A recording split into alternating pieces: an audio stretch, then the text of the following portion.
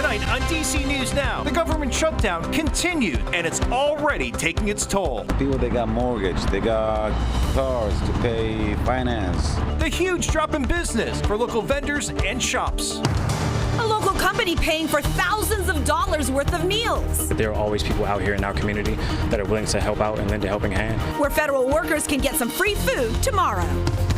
We're in for yet another cool, crisp night ahead before we bounce back into those 70s. But we'll warm up. All those details coming up. Jewish communities on high alert. The deadly terror attack on a synagogue in the UK during Yom Kippur. How local police departments are responding. A new poll for the governor's race in Virginia showing a growing lead for the Democratic nominee. Both parties out with new ad campaigns. You're watching the station covering all of the DMV. This is DC News Now. The Trump administration warning it'll be firing federal workers soon if the government does not reopen. Hi, everyone. Thank you so much for joining us for DC News Now at 9. I'm Susan Tran. And I'm Chris Flanagan. But tonight, there does not appear to be any solution. President Trump previewing a meeting with the head of the Office of Management and Budget to discuss further cuts to federal agencies. The administration has already targeted billions in funding for New York infrastructure projects, and it's threatening climate-related funding in more than a dozen blue states next. At the center of the fight, whether to extend health care tax credits under the Affordable Care Act. Unfortunately, right now, our Republican colleagues are not working with us to find a bipartisan agreement to prevent the government shutdown and address the health care crisis. What they're demanding is completely outrageous. It's trillions of dollars and more spending. Senators off for the Jewish high holiday of Yom Kippur, but are expected to vote on a budget bill tomorrow. Some Republicans believe there are enough Democrats needed to reopen the government, but so far, Democrats say they are not backing down. And it is not just federal employees feeling the impact. Small businesses are really struggling as well, now faced with fewer customers. DC News Now's Yam Sase spoke with a food truck owner right near Capitol Hill. All right, so Yam Marie, I mean, how slow has business been? Yeah, well, it's been extremely slow for a lot of these food truck vendors right near a lot of these federal buildings and where these museums are as well. One owner told me that he's seeing about 40% of what he normally sees when it comes to customers. Another owner told me, say, it's not just about losing federal workers, it's also about the tourists coming in, but unfortunately the museums are closed, so they're seeing less and less customers. It's been slow. Mitri Zalam, owner of DC Food Wagon, says he isn't seeing the usual crowds, all because of the government shutdown. Most food business in general, like especially around the federal buildings, because it depends on the employees and the tourists. When the tourists, they hear about museums closed, so it means we're not going to get any tourists. DC Food Wagon is parked right by the museums and federal offices. Zalam says he loves connecting with his customers, whether it's over his popular gyros, chicken sandwiches, or even tacos. I like to see my customer happy, like when they try the first bite. See the smile on their face. But these past 2 days, making customers smile has been a struggle. I could see one thing. DC is empty right now. Literally no people, as you see, nobody on the street. It costs a lot of money to prep the food. Has to be fresh, so you know, it's not easy.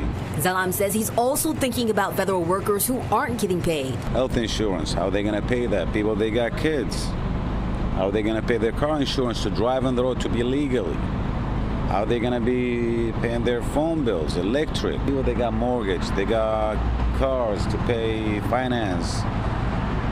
You know, that's affects everything. You know, it's not easy. And he's hoping the government shutdown comes to an end soon. Everybody's going to be happy, yeah. Hoping that. We're hoping that, you know. Now, lawmakers will return to Capitol Hill tomorrow. In the meantime, small business owners are hoping that they come to a solution soon. Now, reporting in Capitol Hill, I'm Yam Sase, DC News Now. Yeah, Marie, thank you. There are local businesses, though, also trying to help during these really challenging times. An event group ready to pick up the tab for federal workers. Something different. D.C. will be at South Block, Raza, Llama Bar, and Taco Bamba tomorrow. $1,000 will be spent at each location, and it's first come, first served. You do have to show your government ID. The founder of Something Different D.C. says they have to be a helping hand and ease the minds of federal workers during a time of uncertainty. So the shutdown, I know it provided a tough time for a lot of people, and not even from the sense of it may not be financial for everybody, but providing people with a sense of unknown is not always something that we like to live with. So I wanted to pretty much do something as an organization to be able to give back to the people who have given so much to us here in the DC community. This is all happening tomorrow again, and for more details, just go to our website, dcnewsnow.com. And we will, of course, continue to bring you the latest developments, both here on air and online at dcnewsnow.com. Coming up in our next half hour, our Rashad Hudson has the latest on negotiations on Capitol Hill, set to pick up once again tomorrow. All right, my friends, we are just moving right into Friday, and we have seen a really lovely stretch throughout the week. I know. It felt like fall out there, the last couple of days, especially this morning. And it's going to be another cool one out there tomorrow morning. So if you needed the jacket earlier this morning, you'll likely need it again tomorrow morning. But temperatures out there right now cooling off pretty quickly. We're seeing those mid to upper 50s back out towards Manassas, Culpeper as well. Low 60s right now in Hagerstown, as well as DC coming in at 63 degrees. Now, as we look at satellite and radar, still tracking mainly clear skies, so temperatures will drop pretty quickly through the overnight, and likely we'll start off with these temperatures out there tomorrow morning. So another morning starting off into those 40s, especially into the suburbs. I think we still hold into those lower 50s though in the district as we start off your Friday morning commute. That's still on the cool side though. So again, brace for that before you head out the door tomorrow morning. But as we look towards tomorrow afternoon, temperatures will warm back up into those low to mid 70s. Really nice day overall to round out the work week, and still with the comfortable air. So that humidity still non-existent. And we'll just see a mix of sun and clouds out there for your Friday. So after a crisp start, quite nice out there for your Friday afternoon, and a weekend warm up. But with that warm up, stick around for the next work week. Those details coming up. Jackie, thank you. Looking forward to that. We're following developing news in the district. Violence in Navy Yard. A shooting hurts a man. It happened on South Capitol Street in Southeast. Investigators say first responders found the man conscious and breathing when they rushed him to the hospital. At a nearby apartment building, emailing families telling them to stay inside while police investigate. This continues to be a developing story, and we'll be sure to bring you the very latest on air and online at dcnewsnow.com.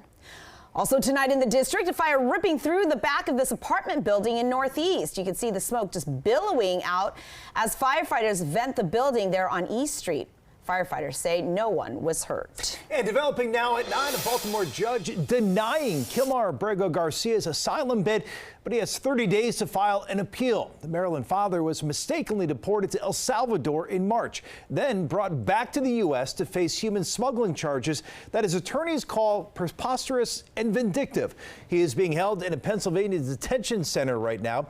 Abrego Garcia first requested asylum in 2019 when immigration officers arrested him, telling a judge he was in danger with an El Salvadorian gang targeting his family. A judge denied his request, but did rule he could not be sent back to El Salvador. Abrego Garcia has become a rallying point for those against President Trump's immigration crackdown, while the White House maintains he is a dangerous gang member. A deadly attack outside a UK synagogue on Yom Kippur, the holiest day in the Jewish faith. Investigators calling it a terrorist attack and saying that the man drove his car into a group of people and then just started stabbing them. 2 people were killed, 3 others injured. Police did shoot and kill the suspect and arrested 2 other people. That attack comes on the Jewish holiday of Yom Kippur, the holiest day of the year in the Jewish community.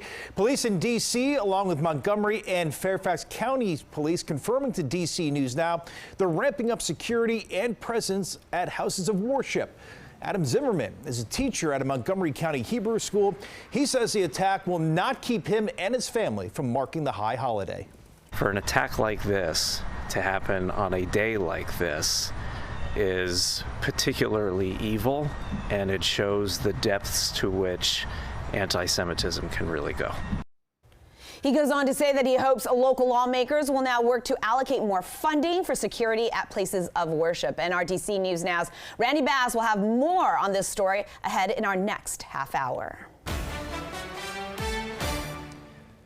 DC News Now is your local election headquarters. A new poll shows Democrat Abigail Spanberger holding a double-digit lead in the race to become the next governor of Virginia. Emerson College poll, sponsored by our parent company Nexstar, finds 52% of likely voters say they're voting blue in November. That is compared to 42% who say they're voting for Republican nominee Winsome Earl-Sears, the current lieutenant governor.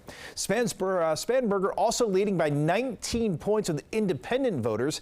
70% of voters say they're most concerned about the candidate's stance on the economy, education, and health care. If Earl-Sears can't convince Virginia voters that she can steer Virginia's economy in a direction away from what Republicans are doing at the national level, it's just hard for her to find something else to land on as the case to vote for her.